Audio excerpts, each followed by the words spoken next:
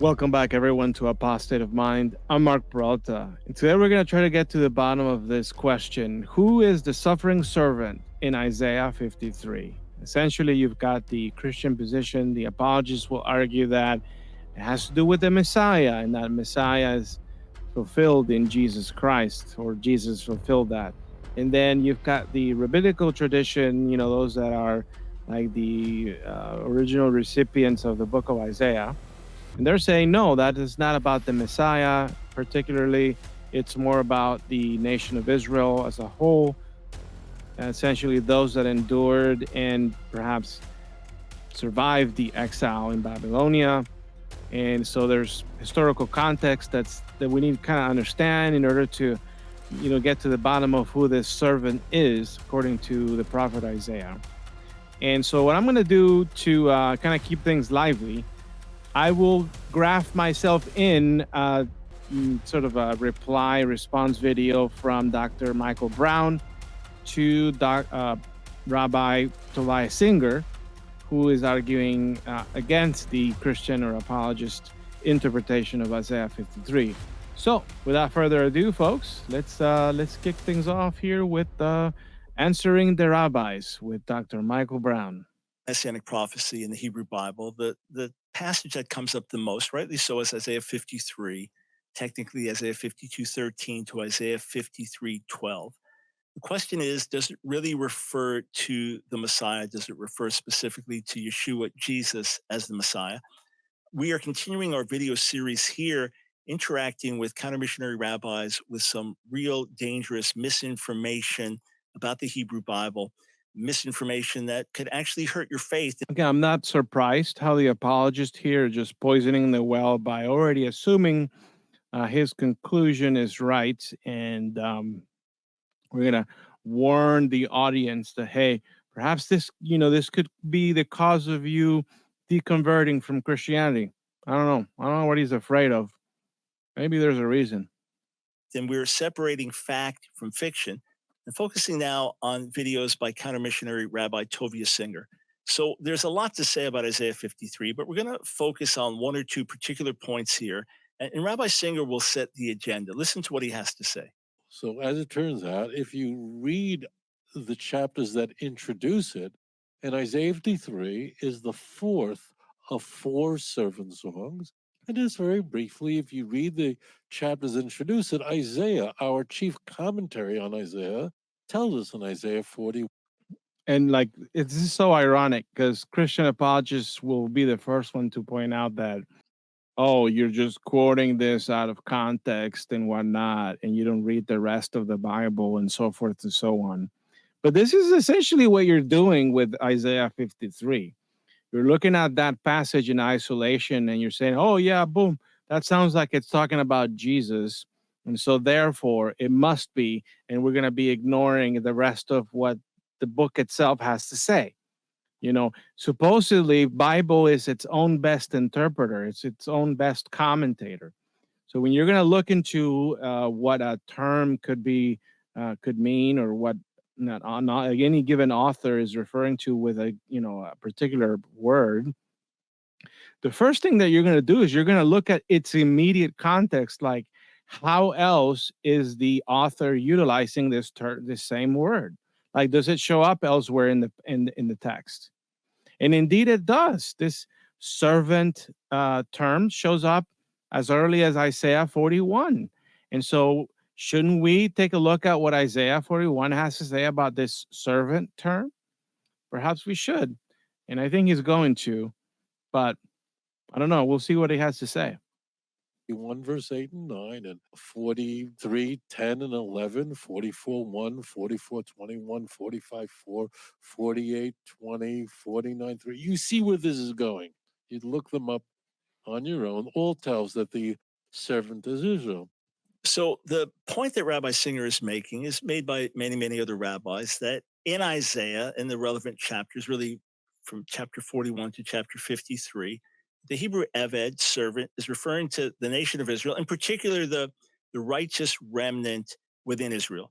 It's interesting that he calls Isaiah 53 the fourth of the servant songs. That's a term that normally Christian scholars use to describe certain passages, Isaiah 42, 49, 50, and 53, that Christians understand specifically to be speaking about Jesus the Messiah. The reason why he's mentioning it is because the passage, the verse in Isaiah 53, is within that literary structure. And the point of saying that is, hey, if we're gonna define any particular term within a literary structure, shouldn't we look at how it's being used in elsewhere within that that section of the book?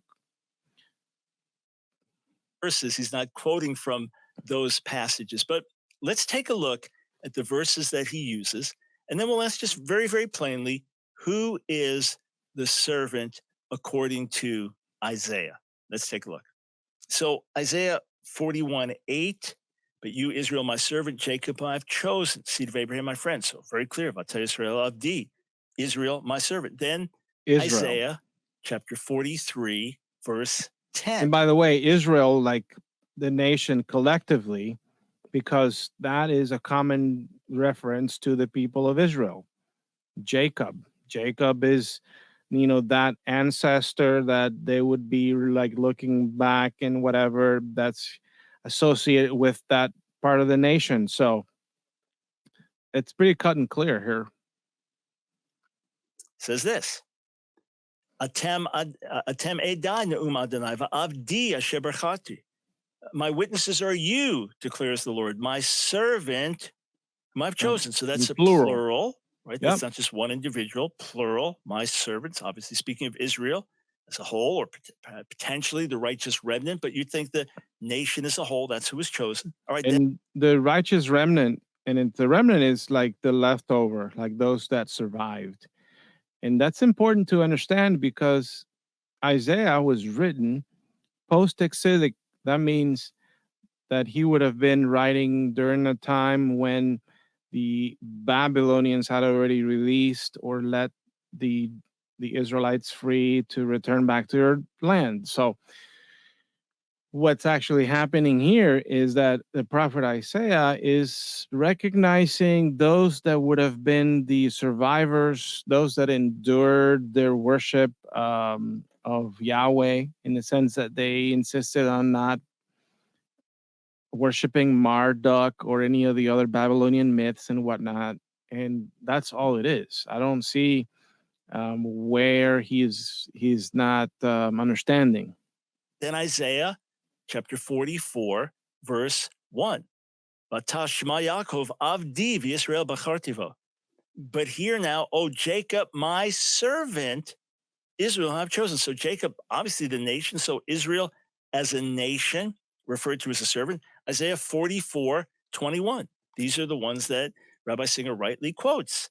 Zechar el Yaakov Yisrael ki avdiata. Remember these things, O Jacob, for you, O Israel, are my servants. So Jacob, Israel, speaking of the nation, God says, you are my servant. Then Isaiah chapter 45, verse 4. God is going to work through Saraswai Lamantnav di Yaakov Yisrael Bechiri.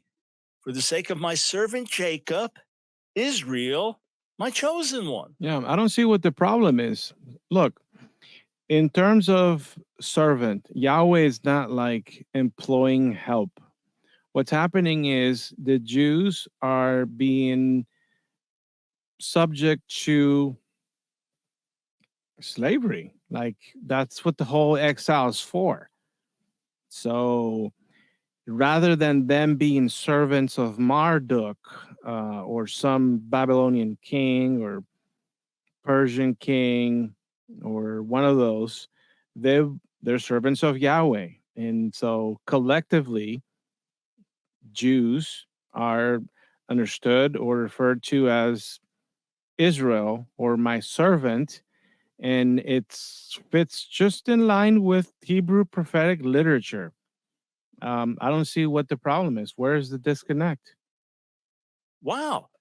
So it must be, if Isaiah 53 is speaking of the servant of the Lord, it must be that the servant is Jacob, Israel, right? And then Isaiah 49:3. Isaiah 49:3, and it says this. Vayomer li avdi ata, and he said to me, you are my servant, Yisrael asher b'chad pa'ar. You are my servant Israel, in whom I glory.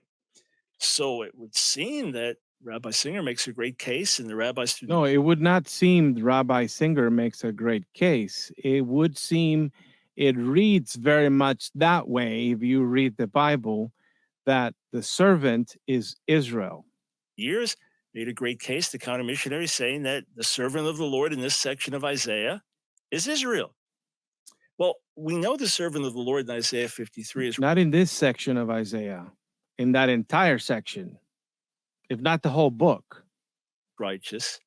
We know the servant of the Lord specifically, it says there's no deceit on his lips. We know that he does no violence. We know that he is dying for the sins of others. So is it referring to the nation of Israel as a whole? Can that even fit? Yeah, it does fit because you have to imagine, Mr. Apologist, that perhaps Jewish people died during the exile. Wouldn't you agree? So, what's the problem with the prophet Isaiah looking at those martyrs, if you will, and saying, hey, these are my suffering servants, those that are being subject to slavery as a result of the sins of the people that got us into the exile in the first place? That's it, bro.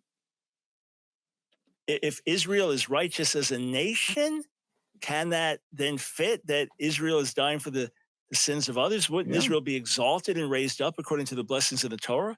Israel wouldn't be in exile. Israel wouldn't be suffering. Israel wouldn't be beaten down by its enemies. Israel would be ruling and reigning. Well, let's You think, but the problem is that the prophets of the Old Testament are looking at the idolatry, are looking at every reason they can think of to justify the fact that they got into exile in the first place. Why? Because there really is no Yahweh, there really is no God that exists that would have otherwise saved them. The true and cruel reality is that nations, civilizations, it's all a dog eat dog world. And as you've seen in the History Channel, as you can read yourself in the Bible, even the chosen people of God have gone through periods where they've been persecuted, they've had no nation, they've been destituted, they've been subject to slavery, etc., etc. And the prophets just look at that and say, well, we can't think of any other reason why this might be happening other than we might not be worshiping God the right way. And if that's the case, then of course, why else? The land is going to vomit us. So that's all it is.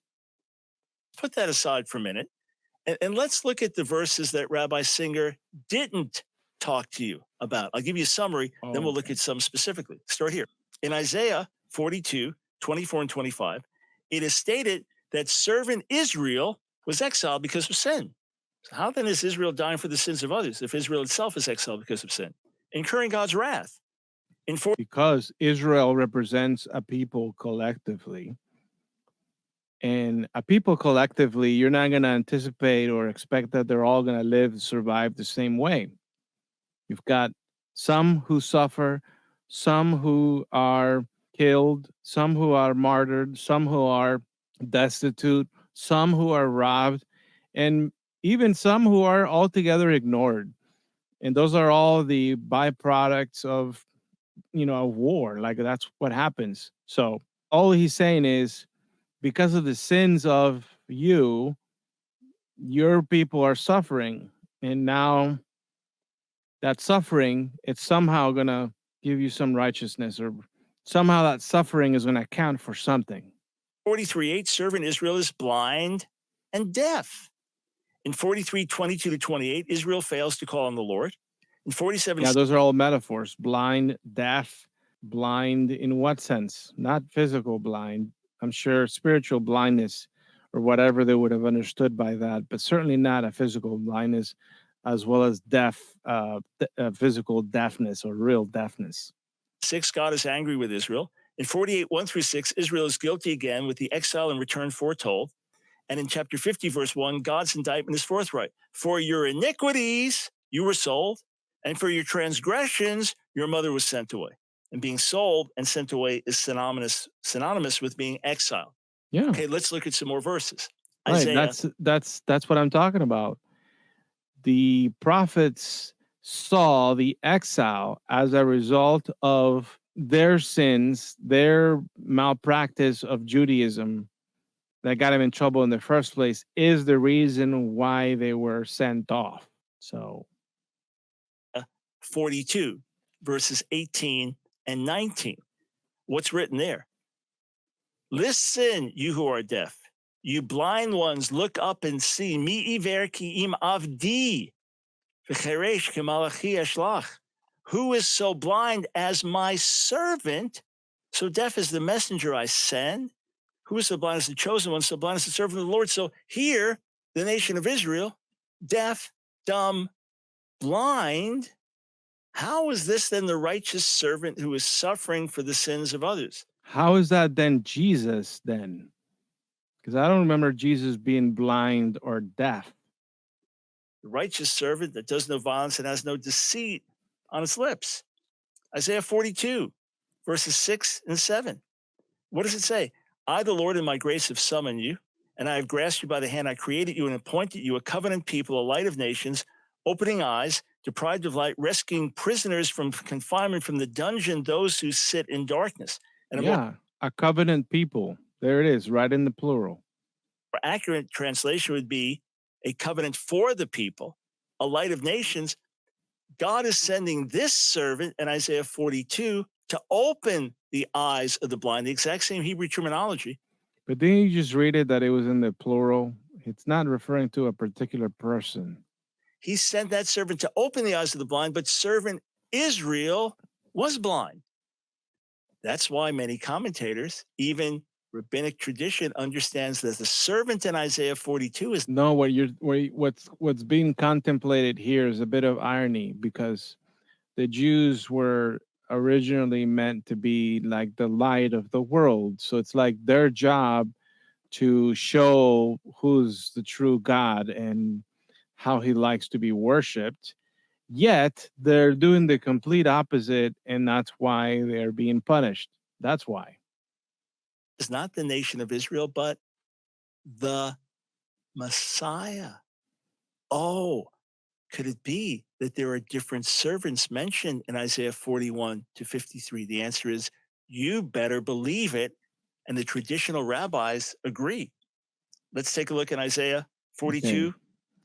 verse 1. He just said the traditional rabbis agree. I don't know what or who are the traditional rabbis, but I'm curious to see what he's referring to here because you almost have to, I don't know if you caught what he said, but he said that there's possibility that perhaps there are two messiahs in view. And I'm just thinking out loud here, the collective messiah, which is the servant Israel that we've read so far, we've seen there's evidence of that, but also an individual messiah, like a person instead of the people. So let's see.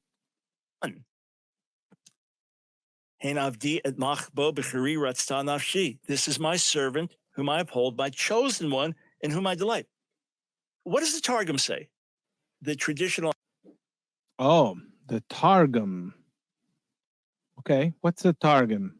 Aramaic translation paraphrase. What does the Targum say? Ooh, wait a minute. Let's back up a sec. He just said the Targum, the Aramaic translation, and then he said the word paraphrase. I want you to think about that because I do agree that the Targum that he might be referring to, if I'm right, it's kind of a paraphrase. But he also said in there that it's an Aramaic translation. Let's see. Say to Isaiah 42:1. Let's take a look. Ha'avdi Mashiach. Behold, my servant, the Messiah. This is what the Targum says. The Targum, the traditional Aramaic translation / paraphrase that is read and chanted in synagogues and has been through the centuries and so on. What does it say? It is the Messiah, the servant of the Lord in Isaiah 42, is not the nation of Israel, is not the righteous remnant. It is the Messiah. How about Radak, Rabbi David Kimchi, one of the leading rabbinic commentators, highly Okay, so he's revered in going to move traditional on to another rabbi. So let's talk about the Targum that he might be referring to. Although he didn't really list it in the, I didn't see it in the slide. But the Targum that he might be referring to is known as the Targum Jonathan. The Targum Jonathan, which is considered by most rabbinical sources the oldest Jewish commentary on Isaiah. But we need to kind of define that a little better, because he said other words. He said the Aramaic translation of Isaiah, and then he said the word paraphrase. What actually is this Targum Jonathan?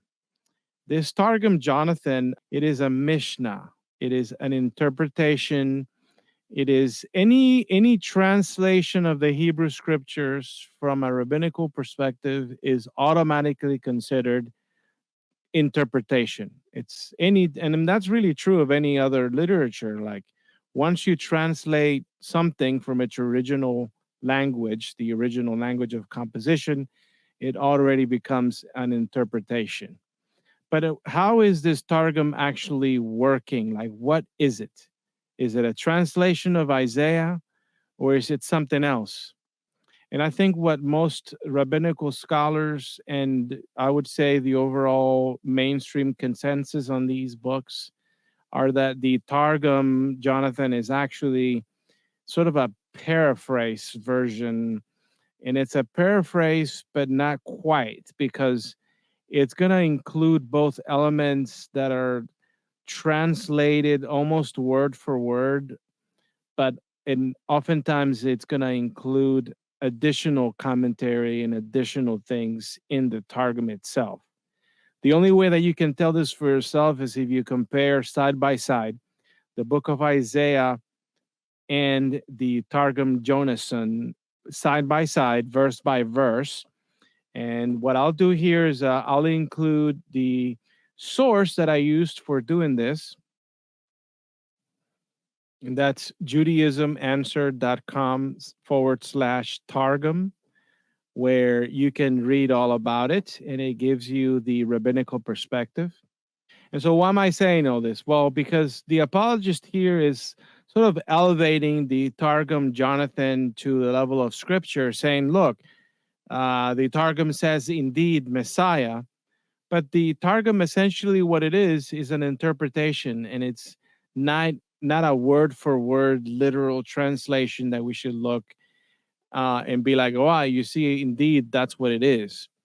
So if it's not a translation of the Isaiah text that's revealing the secret Messiah word that just is not in the Hebrew text, is essentially an interpretation, a perspective that came about. All I've seen is a range of like 200 BC up to perhaps 300 AD.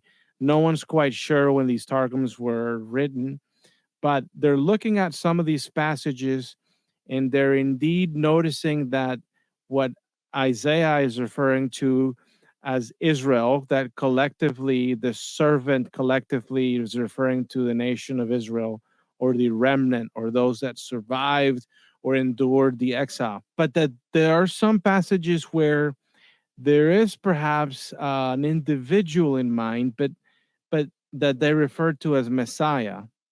However, what these ancient Jews, these ancient interpreters of Isaiah, perhaps had in mind when they wrote the word Messiah is not necessarily what we have in mind, we meaning those that are raised in the Christian tradition of understanding the word Messiah. Because from a Jewish perspective, the word Messiah just means anointed. That's it. And it's essentially it could be anyone that Yahweh or their God is utilizing for whatever purpose, whether it might be a king of some sort like David or Saul. It could be a prophet. It could be a judge.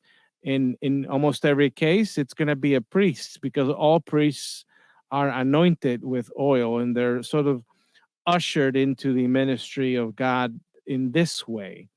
And so there is an aspect of this anointed person that the rabbinical tradition, based on these prophetic Jewish books, are identifying as certain individuals that could have fulfilled their role with regards to the freeing of the Jewish people from these exiles. So it's clear if you read the rest of the Hebrew Bible that one key anointed individual that plays a role in the liberating of the Jewish people from the Babylonian exile is King Darius. Darius the Great, King Darius from Persia, who is like the person that eventually legalizes their return, so to speak. And so there's a tradition in which rabbinical sources will look at this person, even though he's not even Jewish, as someone that was anointed or labeled or chosen by Yahweh to fulfill a certain role, but is not necessarily referring to an individual in particular, like this one person in particular. Although it looks like the tradition that is behind this Johannine Targum is identifying a Messiah figure, but it's just not is not Jesus. What they might be thinking is Messiah or Moshiach ben David, the King Messiah. So I don't see where that connection to Christianity might be. Hein Abdi, to the verse, behold my servant, Zehu Melech HaMashiach, Kamoshe Parashnu. This is King Messiah, as we have interpreted. So here, Rabbi Singer has told us that the servant in these passages is only Israel, or the righteous remnant within Israel. Where here I have Jewish tradition for Isaiah 42:1 saying the servant there is none other than the Messiah. Yeah, actually, there are two sides of this because, and I don't know how much he read into it, but I gathered that with regards to the Targum Johannine and how they are identifying some of these passages to be referring to an individual Messiah, number one, it doesn't necessarily mean that this individual was exactly Jesus, because there are no details in the text that could like specify that it meant exactly this person. Number two, the passages where they do identify a Messiah here are not passages related to the suffering or the martyrdom or whatever negative aspects of this, but rather are the other passages that are related to the conquering of the nations and all the political aftermath that is supposed to be happening with the coming of the real Messiah, who would liberate Israel from their foes. And so if you read some of the other passages in Isaiah that talk about a certain figure that would bring about justice, all the other stuff that you read in Isaiah that sounds like end times stuff, are those passages that the authors or the tradition behind this Targum are actually referring to as the Messiah, not the suffering ones. In fact, they specify that those passages related to the suffering of the Israelites are indeed referring to the nation of Israel, or this remnant collectively in that sense.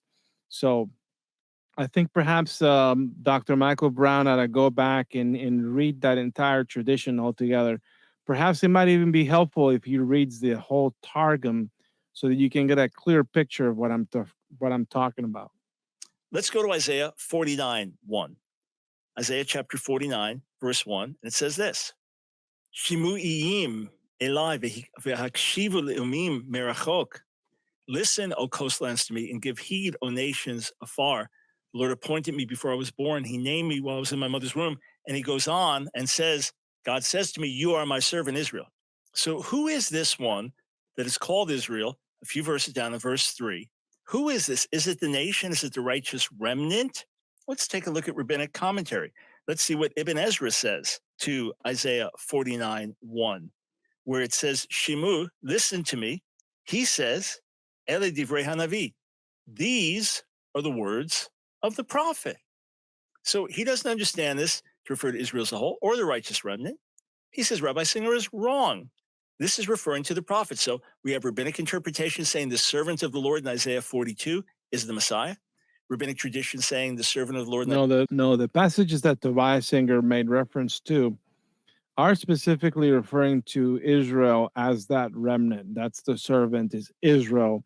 And it's not that Tobias Singer says it, it's that the prophet Isaiah says it. What the passages that are referring to potentially are referring to an individual are other passages which are associated with, like, as I said, the aftermath of the exile, this messianic era, which if you read through all the details, none of that stuff could have happened. Namely, the repentance, the global repentance of all the nations turning back to Israel, recognizing Yahweh as the one and only. That has not happened. So those are the passages that they're identifying with perhaps some Messiah figure, but you can't pin that on Jesus because clearly none of that happened. In fact, quite the opposite happened. Instead of the ingathering of the Jews back to Jerusalem, it's more of the scattering of the Jews. Instead of the worldwide peace, it's more like more war and destruction of Jerusalem. Instead of the rebuilding of the temple, you read that, you'll get that by reading Isaiah, there was actually the destruction of the temple. So it's quite the opposite. So you got to read the whole book, Dr. Michael Brown. Isaiah 49, and there are others who say the same thing in rabbinic tradition. It is the prophet himself, and the prophet is called Israel because he represents the nation. The destiny of the nation is part of his destiny. How about Isaiah chapter 50, verse 4? There the prophet says that the Lord has given me the tongue of the learned, and then goes on to be referred to as God's servant in this very passage. And what does Radak say? Again, these are just leading rabbinic commentaries. He says this, commenting on the words Natan li Lashon limudim, the Lord has given me the tongue of the learned. Yeshaya haya omer Adonai shlachani. Isaiah was saying, the Lord has sent me. V'natan li Lashon haraui l'lamed. So he's saying, what did Radak is saying that this is Isaiah talking about himself. So let's step back for a minute. Okay. Tovia Singer claims that the servant of the Lord in Isaiah 53 must be Israel, or specifically the righteous remnant within Israel. Why? Because that's how the servant is always referenced in these chapters. False. No, not because that's how it's always referred to in these chapters, but because that's what Isaiah says. False. Number one, the servant in Isaiah 42, according to rabbinic tradition, is the Messiah. Not all rabbinic tradition, but major rabbinic tradition. The servant in Isaiah 42 is the Messiah. The servant in Isaiah 49, servant in Isaiah 50 is the... And even if this rabbinical tradition was indeed saying that is a passage referring to the Messiah, that doesn't mean that that's Jesus. The prophet himself. So here you have leading rabbinic tradition telling you, no, it's not always the nation as a whole. And clearly we see that the nation as a whole in these chapters is guilty in God's sight, is in exile because of sin, is under judgment because of sin, and therefore cannot die in the place of others or take the place of others or suffer for the sins of others. You notice how important it is for Isaiah to talk about the nation and the destruction of the nation and all that stuff. What happened as a result of Christianity and Jesus coming into the picture? Did Israel regain its independence from the Roman Empire after Jesus? Did they somehow gain period of peace and prosperity as expected by the prophets? Surely not. So how is it that Christianity can actually make claim of these prophecies as fulfilled in Jesus? Goes beyond me. Is because they are suffering for their own sins. Let's take a look then specifically at Isaiah chapter 53, verse 9. And I want to focus on the end of the verse, which says, even though he's going to suffer this and criminal's death and all of this, though he had done no injustice and had spoken no falsehood. So the question is, how can this apply to the nation of Israel as a whole when Israel was in exile because of its sin? Because it's applying to the nation of Israel as a whole, like collectively, because it's utilizing poetry, it's utilizing allegory. Okay, it's referring to the remnant, but not just any not remnant, not everyone that was exiled and killed and suffered, but those that survived, those that stayed true to Yahweh. Those are the remnant. That's what he's talking about, Israel. It's just poetic, man. It's not like, oh, let's do a census, and because he's actually talking about these many people. And it's not about that, man. You're missing the point. This is poetic. That's it. It's poetry. The answer from Rabbi Singer is that this is the righteous remnant within Israel. That's all it is. I mean, try not to make so much of it. It's just poetry. And to prove that it was the righteous remnant, he points to Zephaniah. Let's take a look at this. Zephaniah chapter 3, verse 13. Sherit Yisrael lo yasu avlav lo yidabru chazav lo yimatzeh befihem l'shon taramit ki hema yir'u v'ravsu ve'ein macharit. Remnant of Israel shall do no wrong and speak no falsehood. A deceitful tongue shall not be in their mouths. Only such as these shall graze and lie down with them, with none to trouble them. What's that got to do with Isaiah 53? This is a future prophecy. Here, let's take a look.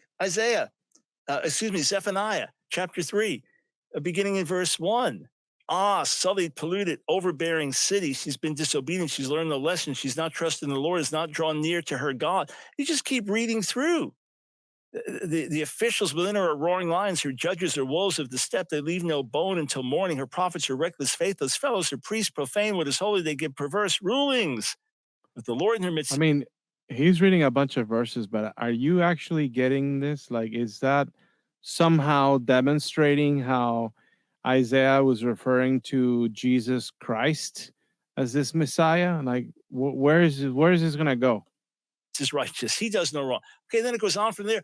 God's going to bring judgment. This is a future passage. This has not happened yet. This is not Israel. This is not the right. No, see, this is only if you like have this very fundamentalist perspective of authorship on some of these books. The book of Isaiah, there's a consensus that Isaiah was actually written much later, and that it's more like thinking back or reflecting back on the exile and writing from the perspective of the past, even though the writer is living in the future. If you're going to try to throw in chronology here, Dr. Brown, you're just going to confuse everybody, because all the prophet is doing is reflecting back to the past and saying, hey, the reason what got us in the trouble in the first place was our disobedience, was our malpractices of the cult of Yahweh. And that's why we've been exiled. That's why those of us who are righteous, those of us that still uphold the name of Yahweh, are suffering as a result of the iniquities of our people. But yet, Yahweh preserved a remnant, those that still had their heart after God. And those are the ones responsible for coming back and keeping the whole cult alive altogether, but not necessarily one individual in particular. I mean, we're talking a history that went on, and it had different faces. And so I'm not sure where you're going with this, Dr. Brown, but certainly sounds like a bunch of hocus pocus to me. Righteous remnant. This is in the future, when God brings repentance to the nation, that the nation will be like this, but it's not like this now. That, in fact, is the reality. Here's something else to take a look at. Not to mention that it's a complete red herring, because none of that points to, yes, indeed, Isaiah had the Messiah in mind as the suffering servant of Isaiah 53. None of that has anything to do with it, nor does it speak of that. Okay. Look at Isaiah chapter 53, verse 5. Speaking of this servant, which we say, of course, is Mashiach, of course, it's Yeshua. Of course, it's Yeshua. No, you're reading that into the text. That's a this is a prime example, folks, of eisegesis, the inappropriate, the frowned upon practice of reading meaning into a text, particularly texts in the Hebrew Bible with a Christological perspective. And we saw Shlomenu alav uvachavrato nir palanu. But he was wounded because of our sins, crushed because of our iniquities. He bore the chastisement that made us whole, and by his bruises we were healed. Right. Now, So collectively, Isaiah is looking at the remnant of people that endured the sacrifices that Jews had to go through in their respective exiles. I'd imagine the prophet might have had the exile with the Assyrian Empire, eventually the Babylonians, who were horrible, apparently. And now they've been set free by the new and up and coming empire, the Persian Empire. And so they're reflecting back on their past. And somehow all of this has to do with Jesus. Not today, bro. now, we are often told that it is the righteous remnant that was bearing the sins of the nations, the righteous remnant that was suffering for the nations, and by Israel's wounds, those nations would be healed. Not not Israel as a whole, but the righteous remnant. See, this is the argument that the counter missionaries would give us. The righteous remnant suffered in the nations. Yes, Israel as a whole was guilty, but the righteous remnant was not. Yeah, because it was not like Israel was like a nation that went to war and was competing against another empire and they got defeated. And that's what it was more like Israel was conquered first by the Assyrian Empire, then by the Babylonians, and they were taken captive. The temple was destroyed. You know, the city was sieged. All the important and rich and wealthy people were taken from their land and relocated to Babylonia, and that's what happened to them. And they're just looking at that. They're not looking at anything else. And when the righteous remnant suffered, it brought redemption, it brought healing, it brought atonement to the nations. False. Not what scripture says. Take a look. Book of Jeremiah, chapter 30. See why he has to turn to another book to show you the. He can't just go to Isaiah and point this out. He's got to go somewhere else. But let's see. Verse 11. God says this to his people, for I'm with you to deliver you, declares the Lord. Then he says this, I will make an end of all the nations among which I dispersed you, but I will not make an end of you. I will not leave you unpunished, but will chastise you in measure. What's the point of this? It is a consistent theme in the Hebrew Yeah, what's the point of this? Because I'm nowhere in it does it say that the Messiah is this one person and his name is Jesus. Bible, that God will punish the nations that judged his own people, that they overdid the punishment. They went too far and God was going to judge them. What happened to the ancient kingdom of Assyria? Gone. What happened to the ancient kingdom of Babylon? Gone. The nations that exiled and oppressed Israel and the Jewish people were destroyed. The sufferings of the righteous remnant. Yeah, but no, because the Persians are the ones that are going to allow the Jews to return to Israel and restart the city and the temple and all that. And yeah, they might have been defeated later by the Greeks, but that's unrelated here. That's part of a different history. I don't see what the point is. Among those nations did not lead to healing for the nations, but judgment on those nations. What should be relevant to you, Mr. Dr. Michael Brown, is that while the prophet Isaiah does link a potential individual that would fulfill a messianic role or messianic roles, would eventually defeat or bring about the defeat of Israel's foes and usher in a time of peace. Something that does not occur with the coming of Christianity and this King Jesus. There's only one who died in our place, only one who is perfectly righteous. Notice what he just said. Only one who died in our place. That you'll never find in Isaiah. Because Isaiah, nor any other prophet in the Hebrew Bible, will ever say that part of the messianic fulfillment is that they had to give their lives. Certainly, you're not going to find that in Isaiah. Only one who died so we could live. It is Melech HaMashiach. It is King Messiah. Of course, Isaiah 53 speaks about him. And of course, there's nothing in the larger context that tells you anything differently. Start reading Isaiah chapter 40. Listen, folks, start reading Isaiah from Isaiah 1.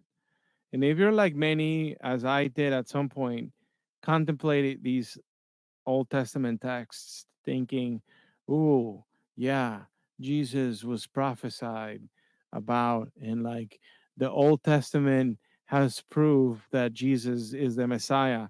And then you read those verses like, "He was wounded for our transgressions," and blah, blah, blah, and completely ignore the fact that the authors didn't have that, you know, behind their intentions, that they were not thinking of you to consider some defeated, dying Messiah.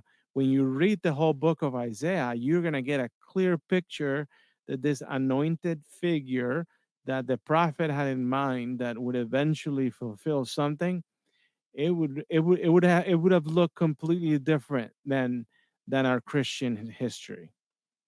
And that you cannot change.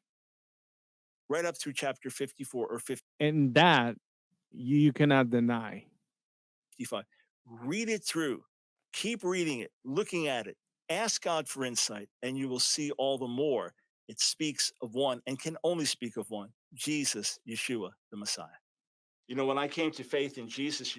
All right. So there you have it, folks. We've looked into a very popular apologetic where they're going to try to argue that Isaiah 53 had in mind this messianic figure, and that messianic figure, this suffering servant, is Jesus Christ, Jesus of Nazareth, who then died on the cross, and so forth and so on.